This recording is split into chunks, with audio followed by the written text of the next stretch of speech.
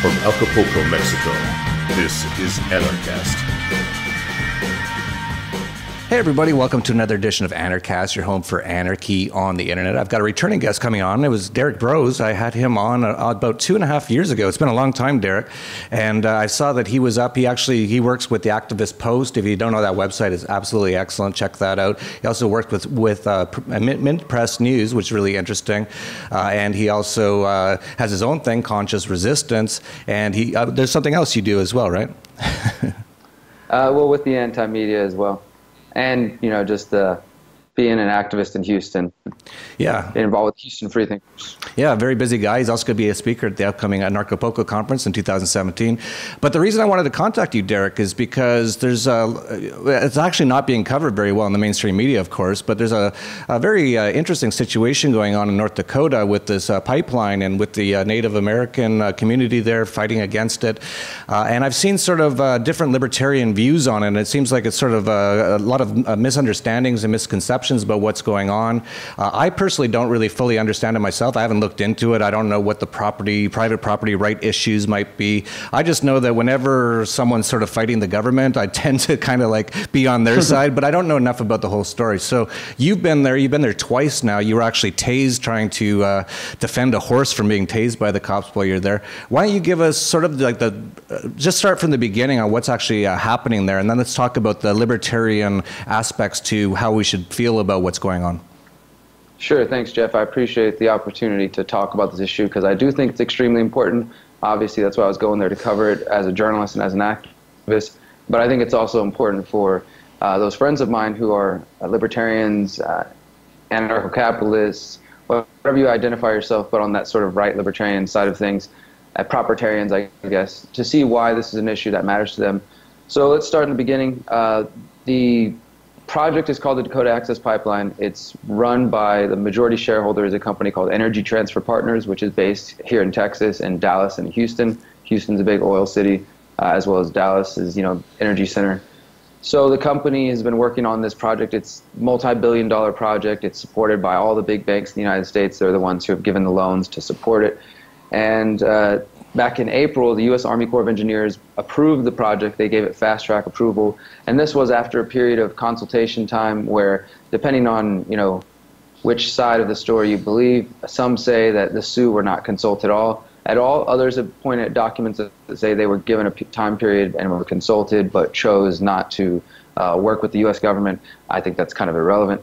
But eventually the project went through. The U.S. Army Corps of Engineers approved it. And at that time, the Standing Rock Sioux announced the beginning of the Sacred Stone Spirit Camp, and they launched this on their reservation land, which is in North Dakota, the Standing Rock Sioux Reservation, which is on the south side of the Cannonball River. So that became known as the Sacred Stone Camp, and that was the first camp. And then across the river on actual, according to the U.S. government, it's U.S. Army Corps of Engineers land, they started another camp, which was called the Red Warrior Camp, and that was more of a frontline camp. You know, those people were technically in harm's way because they were on land that is deemed private property as owned by the U.S. government, if you buy those claims, you know, if you think that the U.S. government has legitimate claims to it.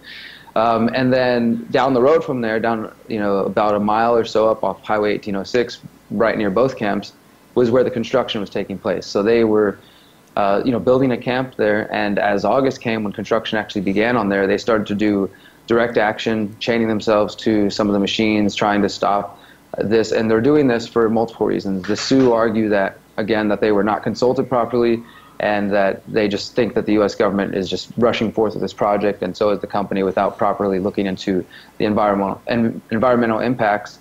Specifically, the Sioux are worried about the fact that the pipeline is slated to go underneath the Missouri River, which is their, you know, main source of water right there, as well as millions of other people who depend on that river in the United States, not just the Sioux right there, all the way down to, you know, the south. And they're worried about the impact, the danger of this pipeline breaking and how that could affect the water supply. Obviously, that's not very healthy or won't be good for the environment in that sense. They're also arguing that on cultural and spiritual grounds that the pipeline shouldn't be built because there's sacred sites where the Sioux have, you know, have a history. There's burial sites, there's grave sites, and Again, there's conflict where the U.S. government says, oh, that's not true. We have found no evidence of that. But in Native communities, there's, not everything out there is known to the public generally, and all communities, I would say, but definitely there are hidden, sacred sites and hidden burial sites that only Native communities know about and know the histories of those areas, because they grew there and their traditions have been there and they passed that information down to the families. That's not necessarily known to the outside, and I don't know if they necessarily want the U.S. government or the police to be involved in that information anyway. So ultimately, the one side says we have sacred burial sites here, we have important sites that will be destroyed in the path of the pipeline. There was over 100 different historians and scientists who've signed letters separately in the past month or so, saying that they do support the Standing Rock Sioux, that this is true, that the U.S. government and Energy Transfer Partners are going to destroy very important sites, historical sites, and the Sioux is trying to get it overturned, basically saying under the Historic Preservation Act that the pipeline should be stopped. So they actually filed a lawsuit against the U.S. Army Corps of Engineers, and the lawsuit battle went on for a couple months, but then in late August, early September, the court eventually decided, that they could go ahead and build the pipeline. They appealed the decision, and then after that, the appeal judges said that, they were still going to side with Energy Transfer Partners. They basically said on a technicality, they couldn't stop the pipeline, but more than likely they were probably paid off or something. But either way, one of their statements said, we hope that the U.S. Army Corps of Engineers will uphold the spirit of the Historic Preservation Act of, I think it's 1875, that basically says that, certain sites should be conserved or saved for historical or, cultural reasons.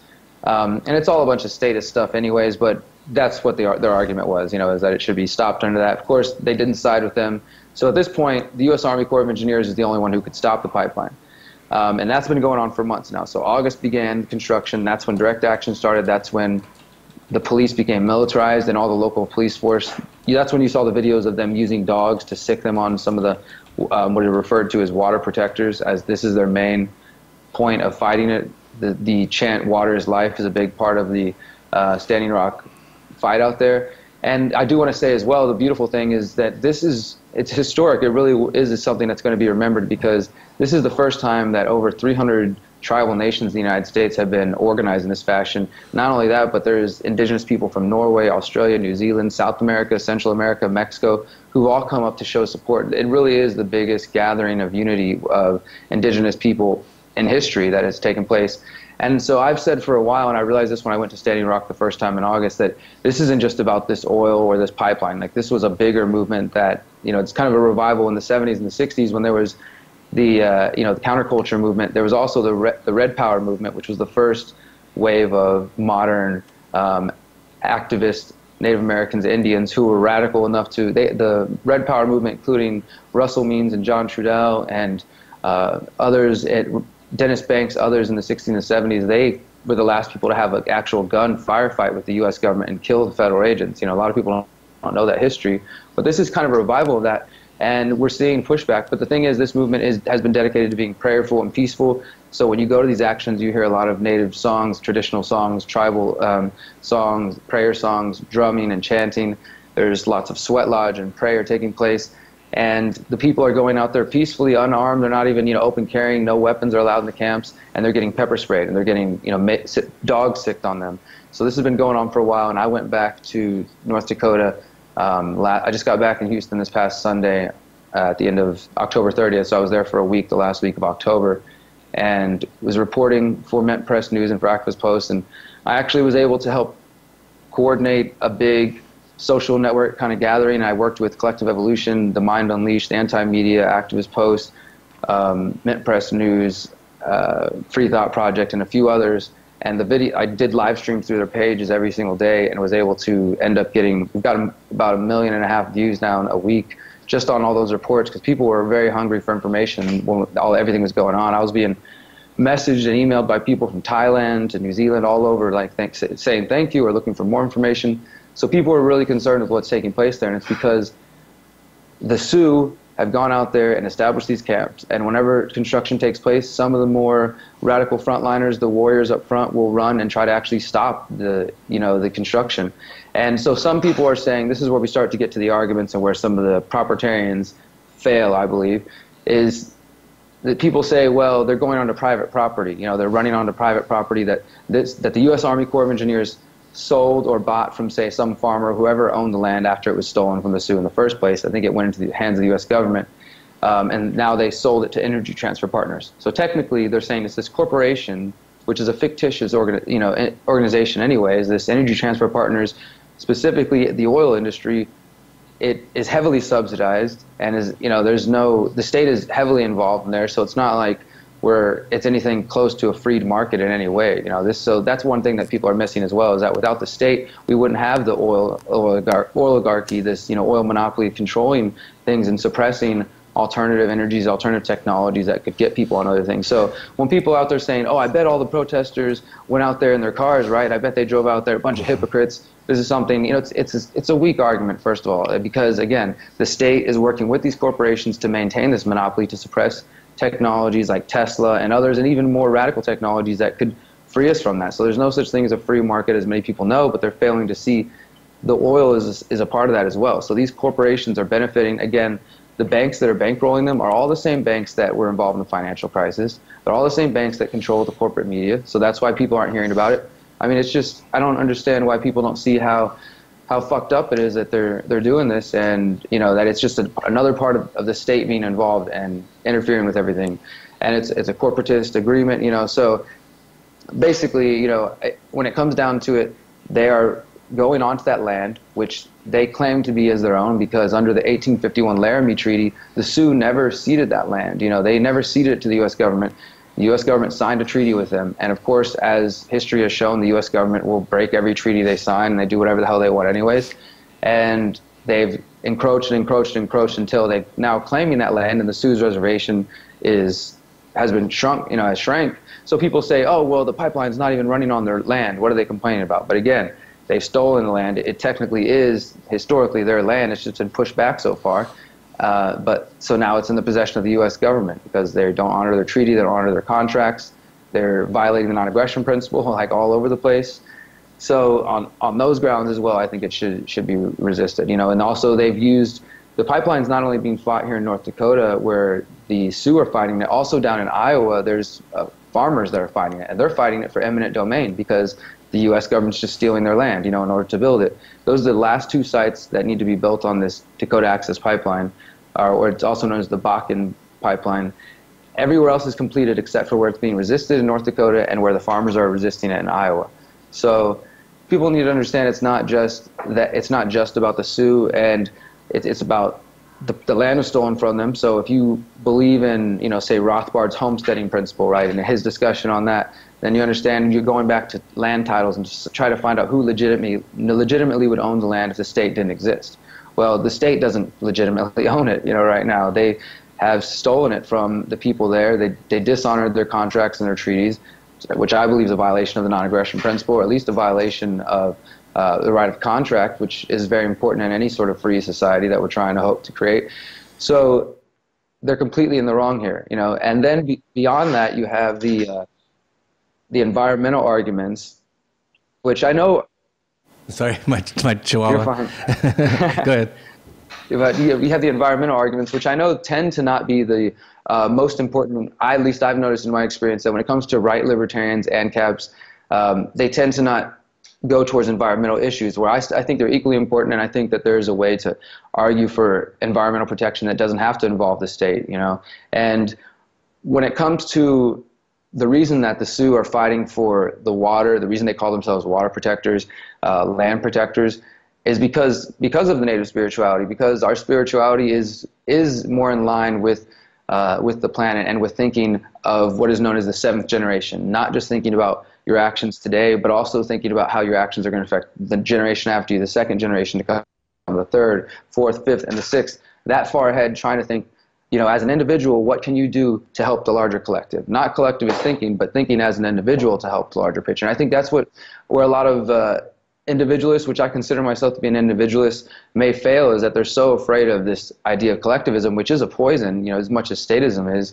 But I believe that it's still possible to care about the collective and to make a decision and say, you know what, this project, not only is it on our land technically, not only did they not properly consult with us, not only are they dishonoring their treaties, But I believe that if this project goes forth, it's going to damage the water and the health of all my other brothers and sisters on this planet. I think that's a violation of the non-aggression principle. And if somebody feels so strongly and has evidence, because this is backed up by more than 100 scientists saying that the pipeline is a danger, more than 100 historians saying that there's sacred burial sites that are being destroyed, and tons of other people who are supporting and recognizing the danger of this, not only the Sioux, yet they're just pushing forward with their corporatist statist plan to build the pipeline. You know, so I think that an argument could be made to say this is an endangering, you know, our water, our livelihood. You know, they're living right there. You know, that's a direct attack on your life, and to stop somebody from aggressing upon that by coming and building this project, I think is perfectly reasonable in a libertarian fashion. Yeah, so many points to consider with these sort of things. You brought up at least 10 different ones, just starting with the Army Corps of Engineers, or whatever they call them. It's not like they haven't screwed up before. New Orleans, building those levees, yeah. Which was so ridiculous, to build a city under the sea level, right on the ocean, where they have Category 5 hurricanes from time to time. You know, that's just one aspect of it all. But then all the property rights, and you brought up things about who really owns the land. And I think a lot of these issues, including things like even what a lot of the anarchists are talking about, borders, and you have some people like Stefan Molyneux now, and he's like pro-borders and all that. I think, first of all, we have to recognize that this is a terrible situation that we're all in because of statism.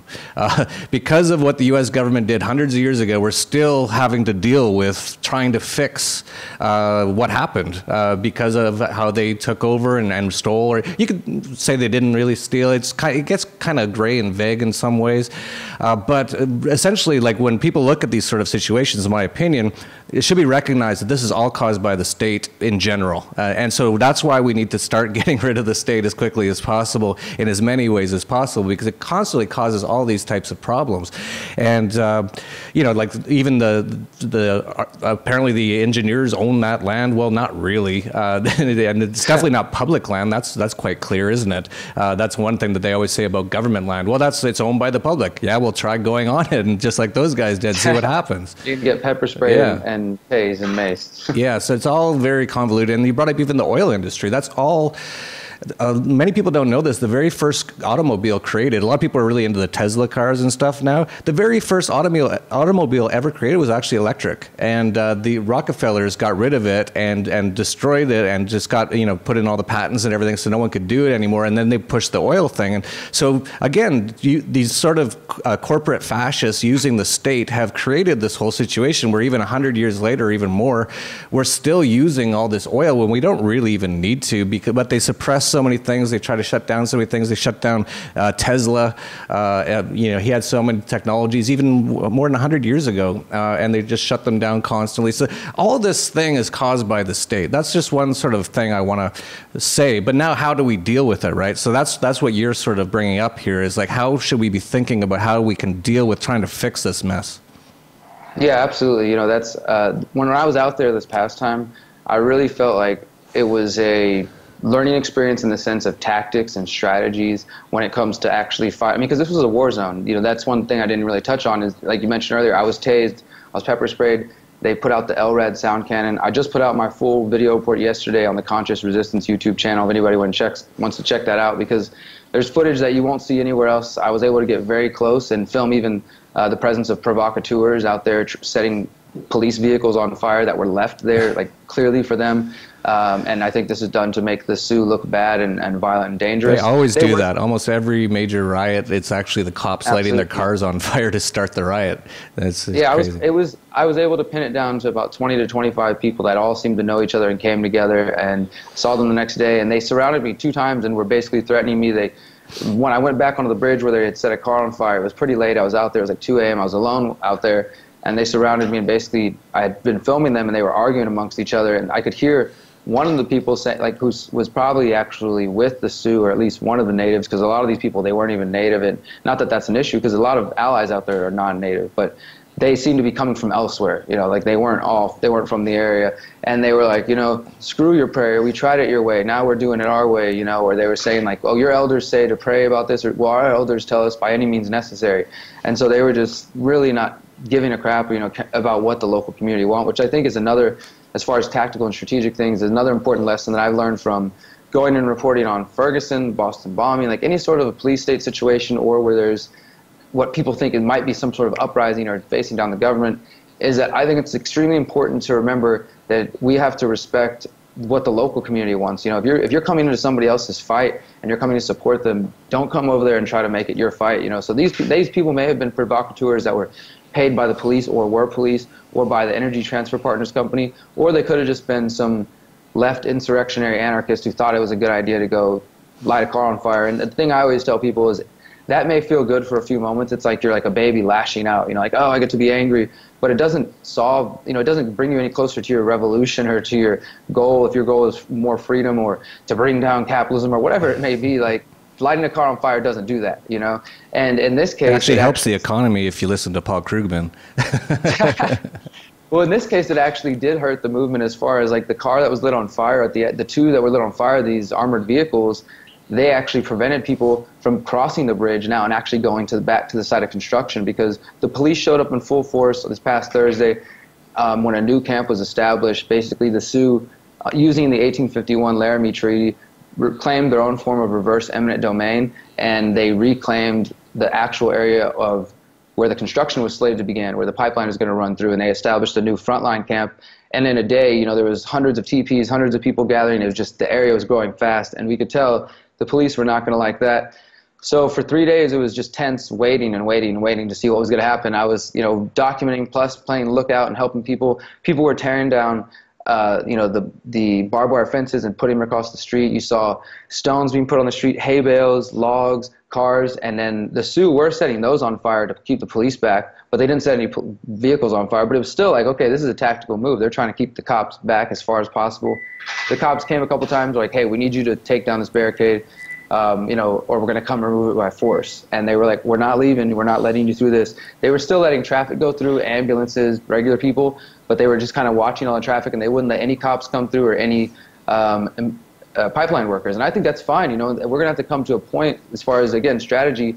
We have to come to a point and realize that if we're ever going to peacefully, but, you know, and be able to defend ourselves peacefully, overthrow the state by creating and building new alternatives, it doesn't have to involve direct conflict, but it does have to involve an awareness of defense and how to protect yourself and how to protect your communities.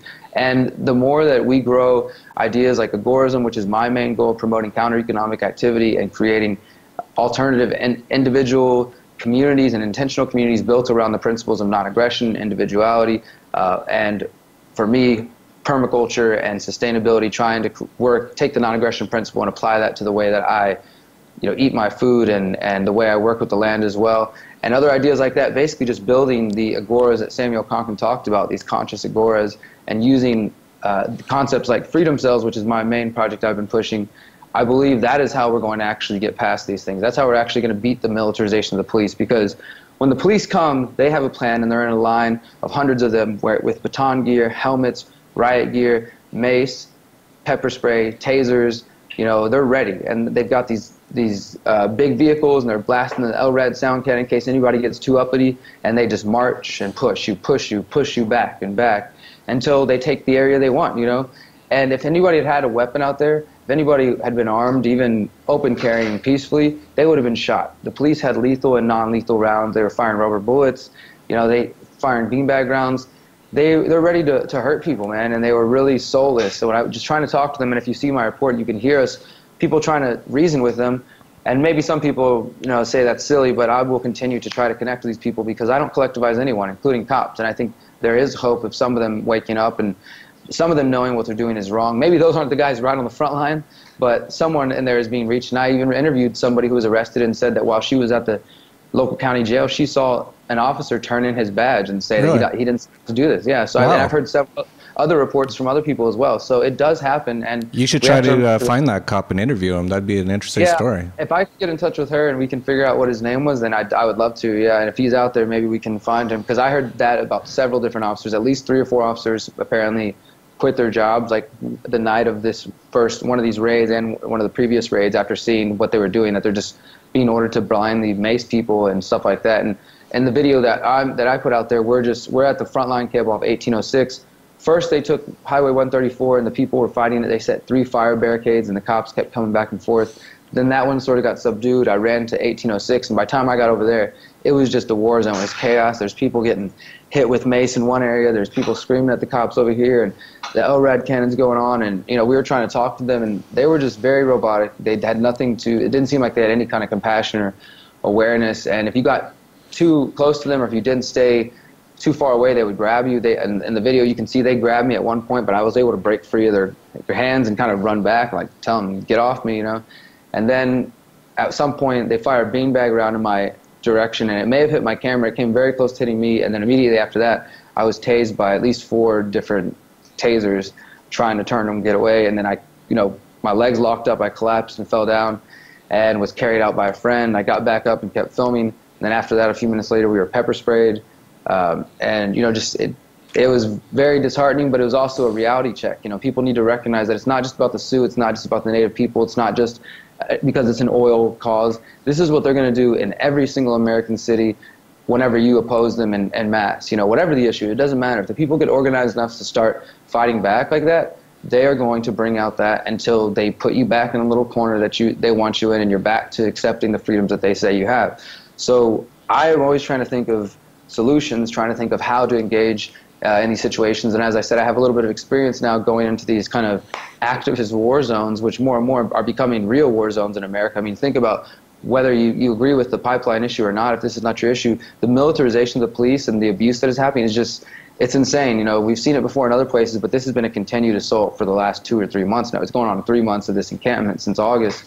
And yesterday there was mothers and young men and women just being indiscriminately pepper sprayed as they tried to cross into this water where one of the burial sites was that the workers were trying to get to. They tried to cross in the water, and some of them had like shields and boats trying to cover themselves, but the police just came up and just hit them with the huge pepper spray can, just all over, just over and over, and they don't care. These people don't care. They're following orders, and I kept trying to tell them, like, you don't have to be order followers. You can quit your job. You can get over here with us. You can, and really just they're very propagandized, man. They're very propagandized and trained. So one of the things that I've talked about with freedom cells, which is the concept of getting groups, it comes very similar to an idea that your past guest, Bob Podolsky, Octologs, that he's talked about, and it's kind of our take, a more agorist take on it. Basically the concept of 8 individuals forming cells that can be mutual aid groups that can educate each other, can do skill shares, basically like a prepping group, an education group, a community, defense, all kinds of things. So if you want to learn about permaculture, everybody in the group goes and learns about it, comes back and teaches each other. If you want to make sure that everybody's got 3 months worth of backup supply of food, everybody's got a weapon of self-defense, is very proficient in firearms or some other form of self-defense, has an encrypted form of communication, has a bug-out/emergency bag, is able to build a fire, can do CPR, and can be there if the police are harassing you. These are the people you can call on. And then each individual turns around and starts another cell, another outward cell. And so it eventually creates this network of individuals that can also do counter-economic exchanges, black and gray market exchanges among each other. We've built a website for this. It's called freedomcells.org. It's designed like a social network, but it's not a social network. You join it specifically with the purpose of finding people close to you. People have joined all over the world because it's connected to a larger website that reached out to me when they heard me talking about the concept. The network is called the Community Connector, or the COEO network, and that was started in the UK. That connects to Max Egan's Full Circle project, which is also part of that project. And Collective Evolution has their own version that's kind of connected to it. And the Freedom Cell website is our more specific, version of what we're trying to use. But it also connects to that larger group, so there's an opportunity to connect to people who may not be anarchists or agorists or freedom-minded people yet, but they're generally counterculture. They're looking for ideas and lots of opportunity to meet and to work with other people. So right now I've just been trying to encourage people to go there. You can see all the videos that I've done talking about this. I have essays coming out pretty soon as well in my last book in the Conscious Resistance Trilogy, which John Vibes and I are currently writing, and which will be out hopefully by April of 2017. It's going to be a much bigger book, probably 200 to 300 pages, exploring everything that we're doing now. Like we're using, in Houston, I've moved into a house recently with a couple people in the Houston Freethinkers community. It's called the Freethinker House.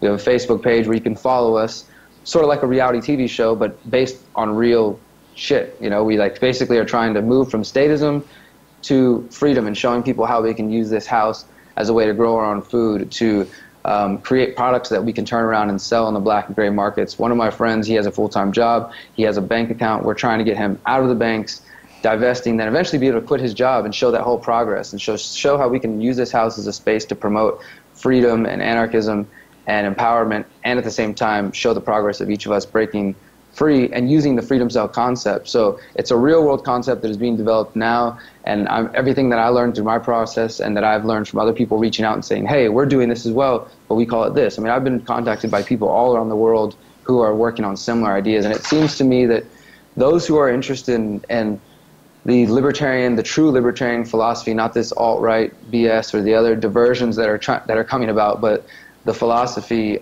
of individualism and anti-authoritarianism and non-aggression and anti-statism, that all these ideas, those core ideas, are moving from just theoretical and philosophizing and talking online and sharing memes, but to actual creation and building. So I've met more and more people who are interested in, not necessarily everybody wants to go back to the land, but in general wanting to take their power back and to become more self-empowered, more free, and some people are doing that in Mexico, some people are doing that elsewhere, others are trying to do land experiments here in the US. I'm hoping to launch an intentional community sometime next year in Texas, not my own project, but as, you know, as a freedom cell. We're going to use that as a hub to educate people on how to become more independent, more sustainable, and at the same time everything that we learn will be documented, will be shared, and trying to create counter-economic markets and basically help create agorism in the real world and contribute to the growth of that movement. That's my long-term goal. I think freedom cells, if we organize in that way, you can start to plan how to fight back against the police state that we're seeing in North Dakota. I did a video called How to Organize Against Violent Cops, and discussing this idea how individuals need to start having a plan. You know, it may sound silly, but I think also it will be helpful if you are having, say, role-playing with your friends. Somebody gets to be the asshole cop and everybody else, and somebody gets to be the person getting pulled over, right? And you're the other people standing by on the street watching somebody about to get beat down or shot. How do you respond to that? You know, because if one person runs up and tries to be the hero, they're going to get shot as well. But if we have community organization using freedom cells and using these concepts of defense, not standing passively, you know what I mean?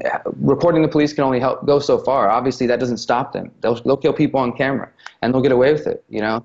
So I don't want to stand by and allow that to happen. The same way I got tased over a horse, the same reason I would intervene if a human being was about to be killed or abused. And I don't want to get killed, but if individuals can come together and you can use apps, say like Cell 411 or the Freedom Cell Network or some of these different things that are developing, you can send out alerts and get your freedom cells there. You know, you have your inner freedom cell and all the outer freedom cells coming together. Before you know it, you got 10 groups of 8 to 10 people. That's almost 1,000 people.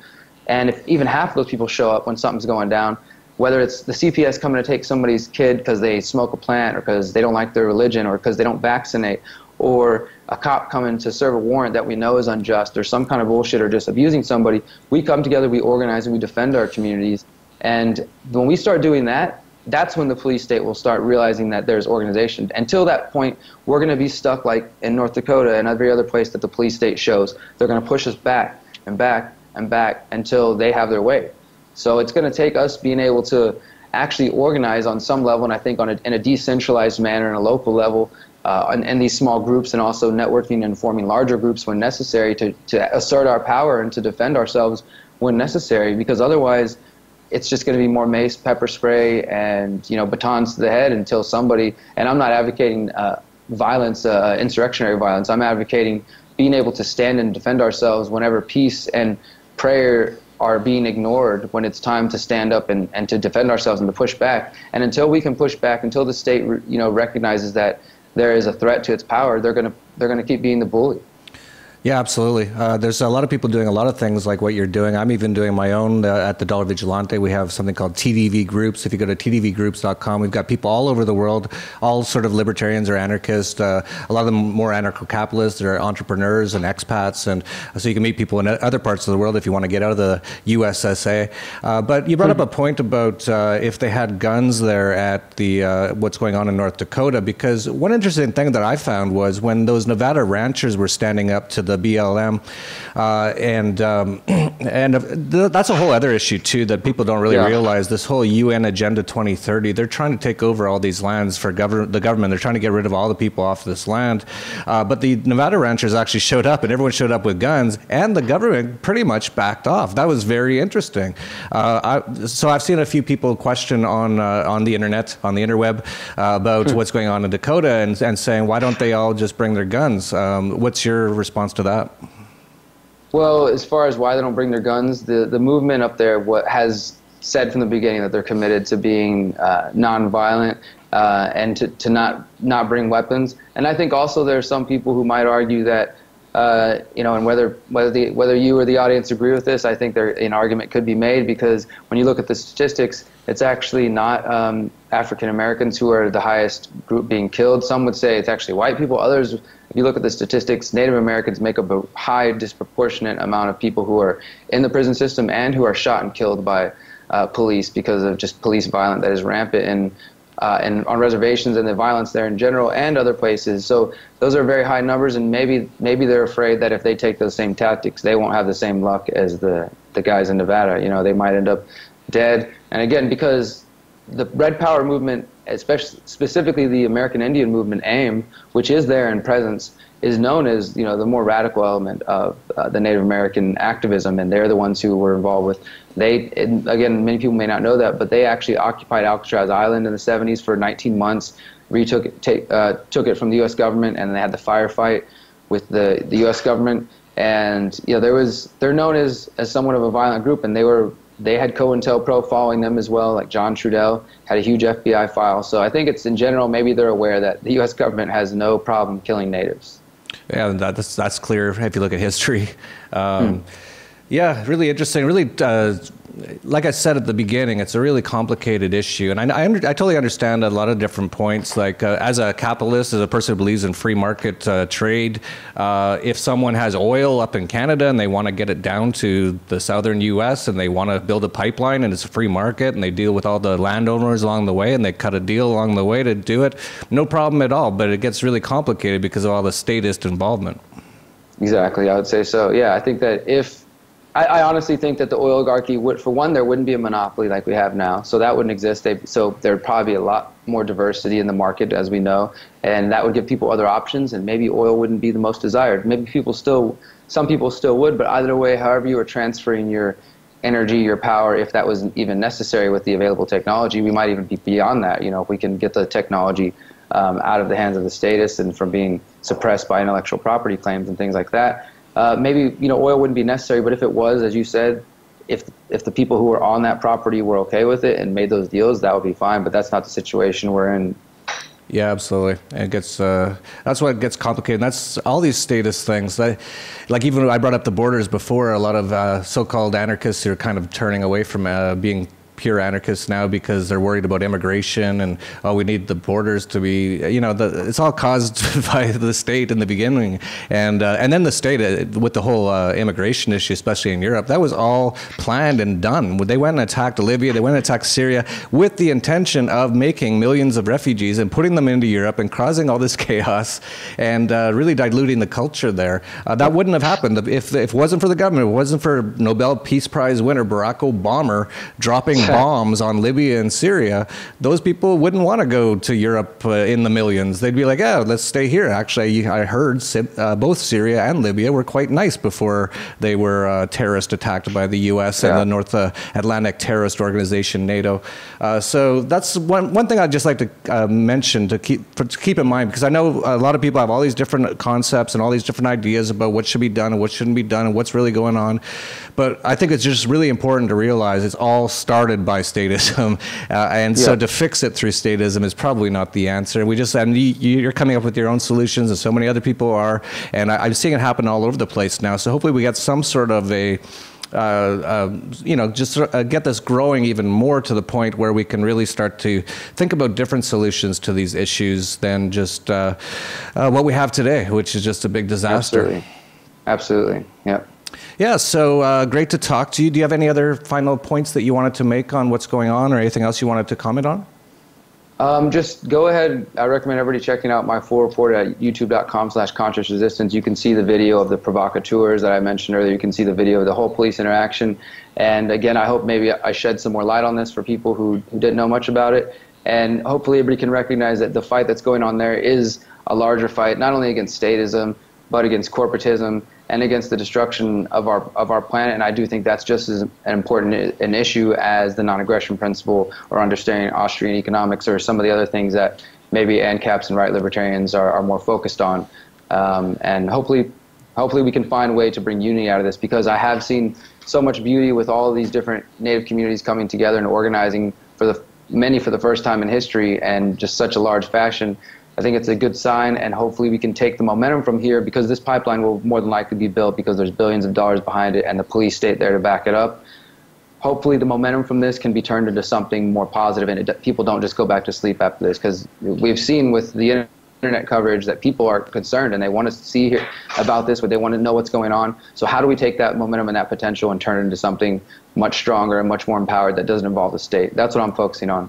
Yeah, and you've been doing a great job, and other people like Luke Rudowski of We Are Change, Dan Dix of Press for Truth, and so many others, and they're all going to be at Anarchapulco, by the way. And that's another thing that should just mention is there's really what you got coverage of there with provocateurs and all this violence going on. That's not on CNN. It's not on the mainstream media. The mainstream media is run by the same people who own all the same things, the government and the oil companies. It's all the same people, and they don't want you to know. So it's really great that you get out there and put this information out there. And it's really good to hear that you've had so much interest in it, and I'm glad to hear that, and I'm not surprised, actually. You can tell that people are starting to wake up, and they're like, yeah, maybe we should actually find out what's really going on. So that's great that you do that. You brought up one point that maybe we should just touch on, though. It's environmentalism, and I'm with you, obviously. I do not want to see the Earth completely destroyed and all the water ruined and all the air is toxic. I don't think anyone really, except for the elites possibly, want to see that because they want depopulation and things like that. But that's one issue that is also a little tricky with ANCAPs, and people sort of say to people like ANCAPs, oh, you guys, if it was all ANCAP, the whole world would be destroyed because everyone just, be driving Hummers and we'd all have 10 Hummers and we'd just be destroying everything. But I don't see that as being the case. I think if you look at the examples of more free market versus less free market, and of course ANCAP is true free market, it's the furthest free market you can get. For example, Dominican Republic and Haiti, I spent quite a bit of time in Dominican Republic, and you just look at from an overhead view of the island, and it's one island. On the right side is Dominican Republic, on the left is Haiti. Right at the border, it goes from all green on the Dominican side to just brown because there's no property rights in Haiti. The government is so oppressive, it takes like years to start even a business. There's really no private property rights or anything like that. Whereas in the Dominican, it's a lot better. And you see that all the time. If you just look at almost any place that's doing quite wealthy, for example, Singapore, they take care of the environment. They have the money, and people care about it, so they do. But it tends to be the case that in places where there's less freedom and that causes a lot of poverty, that the environment gets destroyed even more. And not to mention, the biggest destroyer of the environment in the world by far is governments. The U.S. military is the biggest user of oil, for example. They're dropping nuclear bombs every now and then, killing hundreds of thousands of people and totally irradiating the land. We already talked about what happened in New Orleans because of government involvement. Even that offshore oil spill looks very, it probably wouldn't have been caused if there wasn't government. There's a whole long story behind that. But what's your take on environmentalism and anarcho-capitalism or anarchism? Do you think it would be much better for the environment if we had a much freer world? So yeah, I definitely agree with pretty much everything you said. I mean, we're pretty much on the same page there. I do want to say, I think you already know this because we've talked before, but I don't consider myself to be an anarcho-capitalist. It's just not how I identify. If anything, I'm a market anarchist for sure, more specifically an agorist, and I do think that there are differences between an agorist and an anarcho-capitalist. Maybe minute, philosophical differences that the average person is unaware of. But just as far as philosophy goes, I do think there are some minor differences between the two. But generally, yeah, I totally agree that the state is the largest polluter. The state gets in the way of true true environmental justice and true environmental practices that can protect the environment, the animals, and the people. And often you find that communities, the true local communities, are better suited to taking care of their environment than some bureaucracy, from the federal government. And not only to mention that, of course, the entire federal government and all their bureaucracies is based on taxation being theft. So, I mean, obviously right off there, they're on the wrong foot. But generally, I do think communities can take care of themselves better. I think that there are ways for us to do this. Now, when it comes to privatization of nature, this is where I start to get some issues that I don't even necessarily want to get too much into, because I can't necessarily say that I totally disagree with them. But there are just certain things that I'm still working out in my mind, that John vibes that are developing. We honestly believe that what we're writing in this next book is going to be a new set of ideas related to libertarianism when it comes to property. We're actually probably coming up with a new set of how can propertarians and non-propertarians, anti-property people coexist in a world. And I know some people say, well, that's the anarcho-capitalist world where everybody can coexist together, but I think it's a little more deeper than that.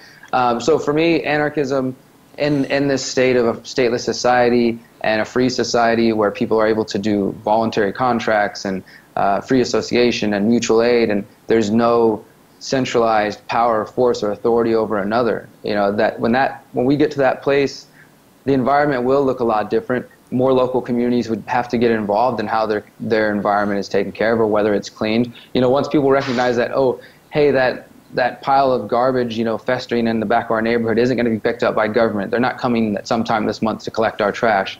The people would start figuring out what to do with it, whether that meant burying it in the ground, or if they chose to dump it in their own river. Now, that may be the way they chose to do things if they were so uneducated, but obviously that would not only be a disservice to them and not serve their own self-interest, but that could cause harm to others. And again, in a free society, people would have to find ways to work out those disagreements, to arbitrate those disagreements of this person feeling like they polluted my land. And Rothbard and others have written about how these mechanisms could work about a free world. So generally, I agree with that. It's just like, for example, Walter Block talking about privatizing the ocean. I haven't read his book about it. I've listened to a little bit of it, or I've read through a little bit of it, but so I want to read the rest of it to see if he convinces me. But there's just a piece of me, and maybe this is the side of myself that is more of a spiritual person as well, because that plays into, as you know, the conscious resistance and my ideas, my philosophy, that is just as important, the spiritual aspect of anarchism, bringing those two together. And so for me, I don't understand how we can own certain parts of nature. I don't necessarily believe in unowned property, and like the public idea, I think those ideas do fall apart. And I see the value in private property in most situations, but for me it's like really difficult concept to, at least at this point, to understand the privatization of the ocean, or an entire body of water, or how that works out. And again, I need to do a little more research myself. But yeah, so I do distinguish a little bit of my beliefs from what would be a traditional ANCAP belief on that as far as privatization in every aspect. I think in reality, the environment and in true anarchism, what would happen is it would be the ultimate spontaneous order. Maybe some people would have that. If we could all abide by, what everybody refers to as the non-aggression principle, or what Josiah Warren, 18th century anarchist, American individualist anarchist, referred to as the sovereignty of the individual, which is what I like to refer to as each individual being sovereign and owning themselves, basically. If we can start by that and realize, okay, well, I don't own this person, I can't touch them, I can't harm them, I can't tell them what to do, we can come together voluntarily. If we start with that, then move forward when there are disagreements, sometimes it might look like an ANCAP kind of society resolution, or one area might be privatized in this way, but maybe another area they agree on something else, and that should be fine, and that is anarchism. Anarchism isn't anarcho-capitalism everywhere. It's all the free ways that people will choose to organize everywhere, and some of that might look like anarcho-capitalism, some of that might look more like something socialist or whatever else, but as long as people are not trying to kill each other, then I think that we will be okay. And so I feel like that's how the environment will be dealt with, that in that fashion. So it doesn't have to involve the state, but there still can be mechanisms and ways for us to protect our communities and to protect and defend the earth. And again, in the first book, The Conscious Resistance, Reflections on Anarchy and Spirituality, we mentioned how some individuals, you have certain extremes, like some of the extremes of people who want to protect the environment would be like the ELF or the ALF, the Animal Liberation Front and Earth Liberation Front, which are technically deemed terrorists by the U.S. government because they set animal laboratories on fire, or they let animals loose from those laboratories when they're being tested on, and just horrible things are being done. Or they'll go sit in trees to try to stop deforestation, very important forests, or just different things that are putting animals at risk. So to some people they're like, oh, they're on private property there, but I guarantee you the state's involved in some way, and that property is probably not owned by the state, that there's got to be some element of statism, as you said earlier, that's creating that problem, or at least is partially involved or partially responsible. So I don't see those actions as necessarily terrorism, but they definitely are on the more extreme front, like lighting buildings on fire as well. But then there is also some who just generally have respect for animal life or for nature. There's also some countries, I believe it's Ecuador, I can't remember at this moment, that established in their constitution the rights of nature, and basically saying that would have a value, and that they would just reevaluate the way that they do any sort of future projects that are invasive to the earth. And so that was sort of a historic thing. There's other people who argue for even more extremely, like nature supremacy, and that would be maybe the methods that Agenda 21 and Agenda 2030 are being adopted. They're sort of, because I believe that nature is a part of God that is the same part of God that each of us are. We're all a part of the same beautiful, awesome thing. So I value and I respect and I love nature as much as I love every other person that's existing. I try to protect and defend all life. I don't know how that sounds to other people, but that's how I view the world, and that's just as important to me as my libertarian values. So the two work together, and I try to find the way to stick to my principles and still protect the things that I think are important in all life, and I think there's nothing wrong with that, and more libertarians could go that way without feeling like they're straying from their principles. Yeah, totally. No, I'm with you on it. Actually, I've got a great amount of respect for Native Americans. Essentially, there's the same sort of people in general, collectivist and genetics and all that kind of stuff, as Mexicans. And that's actually why I kind of enjoy being in Mexico, is because a lot of people here are still quite connected to things like what you were just talking about, we're all part of this earth. We should respect it and those sort of things. And it's really sad to me just thinking back over what happened to the Native Americans up in the U.S. and Canada over the last few centuries. This whole, but again, it's all caused by this whole statist collectivist sort of idea, and it's really sad. And that's why I do have a lot of respect for what a lot of the Native Americans are doing up there. And whenever I hang out with Native Americans, I really enjoy it. They're just so much more real people than just what you meet in average in U.S. sort of culture sort of a thing. But that's a whole other topic. But really interesting to hear your views. Looking forward to your next book. I hope you do watch or read Walter Block's thing on privatizing the oceans. I'd be curious to hear what you think of it. Yeah, but that's what we're trying to do, though, is find solutions to problems, to better everything, better life for everyone, and not just people, animals, the world, the earth, the environment, absolutely everything. And that's some things that people don't seem to understand about a lot of us anarchists. They seem to think that we're just greedy and we just don't want to get taxed because we want to keep the money to ourselves. It's like, no, it's way bigger than that. And you're coming down to Anarchapulco, and we have so many people like you. And you brought up Max Egan's going to be here. So many great people just trying to change things, trying to improve things, trying to find nonviolent solutions to improve the lives of everyone, and including the earth and the animals and everything that's here. And so looking forward to seeing you down here. Is there anything else you wanted to mention before we wrap up? I know you're doing so many interviews lately. I know you're busy. Yeah, thank you so much for talking with me, Jeff, and it's been fun. I appreciate all the range of conversation. So if anyone wants to follow me, they can find me at theconsciousresistance.com, and through Facebook. I like to connect people through there, and just you can keep up with my work, my journalism, my activism, my books, whatever. I constantly create new content to try to spread awareness. Yeah, great stuff. Definitely check that out. If you like this video, please like, subscribe, share down below. And that's it for Anarchast, your home for anarchy on the internet. Peace, love, and anarchy. And now we're going to play a promo for Anarchapulco 2017. By the 21st century, the statists had taken over the world. After 9/11, the savage union of the war on terror and the war on drugs squelched the last flickers of freedom. Central banking-backed wars raged. Violence, imprisonment, and theft had become the norm. Not many could see any other way. Hope vanished.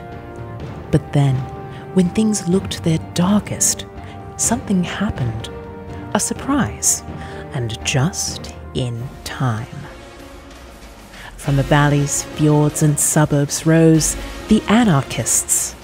From the cities, factories, and the dark web came the anarcho-capitalists. And from every other nook, corner, cranny, and drum circle, the voluntarists. Some said it was too little, too late, the war had already been lost. You can't change the system, they cried. And the anarchists answered, you never change things by fighting the existing reality. To change something, build a new model that makes the existing model obsolete. One rule to heal the world, one rule that binds them, one rule sets their moral compass and aligns them. The N-A-motherfucking-P. And with that, they gather again, as they do every year, in Acapulco, Mexico, this coming February for the 3rd annual Anarchapulco. Speakers include Larkin Rose, Jeffrey Tucker, Jeff Berwick, Adam Kokesh, Milo Yiannopoulos, Lauren Southern, Luke Radowski, Julia Toriansky, Roger Ver, Rick Falkfinger, Dana Martin, Judd Weiss, Max Egan, Josie Wales, That Guy T, Anarchy Girl, Sasha Daygame, Barry Cooper, Mark Victor, Trace Mayer, Ian Freeman and Mark Edge, Rosalind Ross, Tim Moen, Dan Dix, Dale Brown, Christopher David, Stephanie Murphy, Derrick J. Freeman, Derrick Broze, and many, many more. The headline musical act will be Eric July and Backwards.